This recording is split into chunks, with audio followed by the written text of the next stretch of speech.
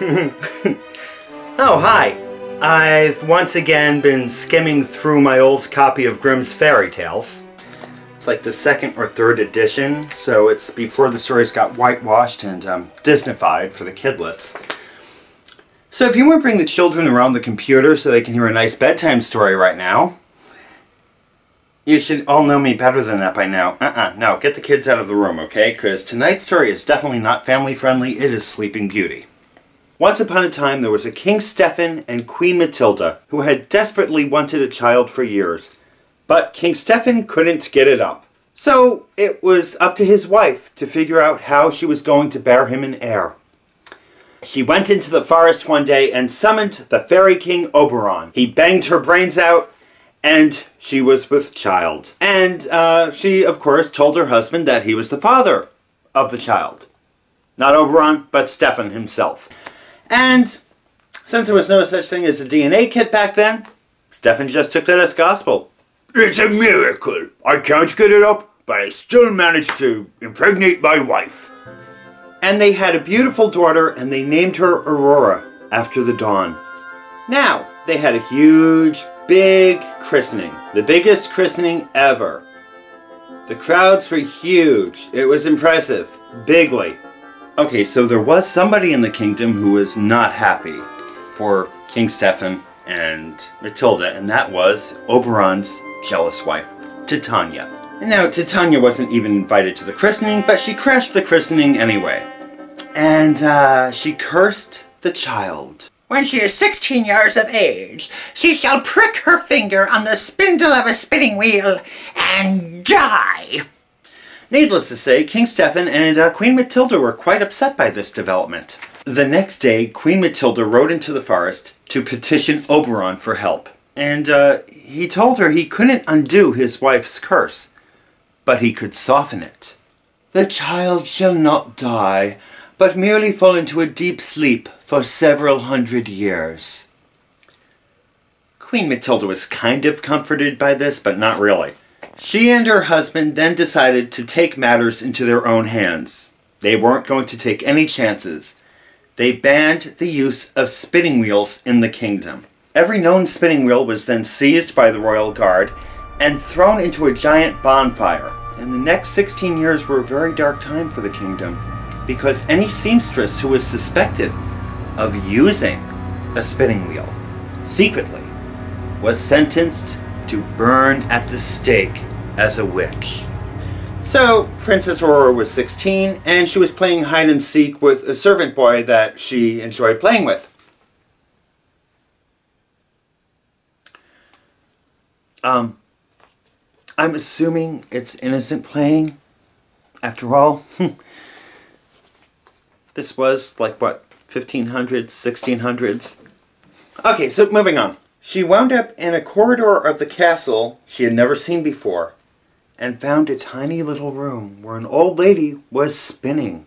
Aurora, like any royal of the time, was very curious about what manual labor was like and asked if she could use the spinning wheel herself. The old woman said, "Well, of course, my dear." So the old woman taught her how to spin. But unfortunately, Princess Aurora pricked her finger on the spindle of the spinning wheel and seemed to have dropped dead. But she was merely asleep. A couple of servants found her body, and they put her in her bed, and there she laid for the next few hundred years. Everyone she knew and loved had died, and the kingdom kind of disappeared. You know, there was no heir, so...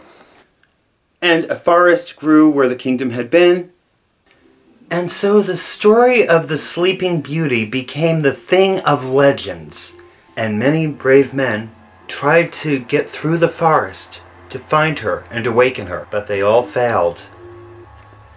One day, Prince Andrew was hunting in the forest when he stumbled upon an old man, and the old man was very lonely, and decided to summon Andrew over, and decided to tell him this story, as old people tend to do when they're lonely. Oh, I'll never forget it, you know. The year was 1587, and I had just gotten my new penny loafers. Prince Andrew initially didn't want to hear this story, but he soon became fascinated by it. and decided to go deeper into the forest to see if there might be some truth behind this tale. And there in the distance he spotted the long abandoned castle. He also stumbled upon a dragon. Dragon tried to bite his head off. Andrew killed the dragon. Yay! And Andrew ran into the castle and found Sleeping Beauty's bedroom. And there she was.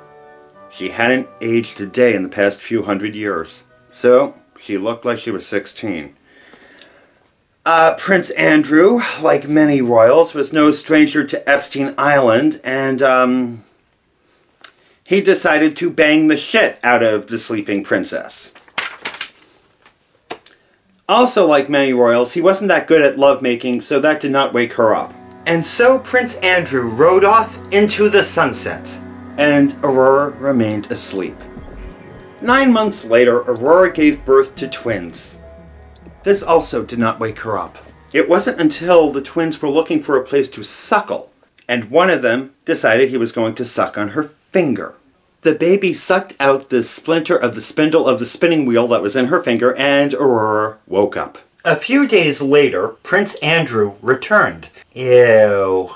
Part of him was very happy to see that the young girl he'd been banging for the past 9 months was up and about. Wasn't so thrilled that he had kids, but whatever. He made it a habit of visiting them once a week, and then he'd go back home because Andrew had a wife. And Princess Fergie was not amused when she realized why her husband was leaving so often to spend time with his other family. I don't know how she found out, because they don't actually tell you in the book how she found out about Princess Aurora and the babies. But she found out. So Fergie invited Princess Aurora and her kids to stay at the castle.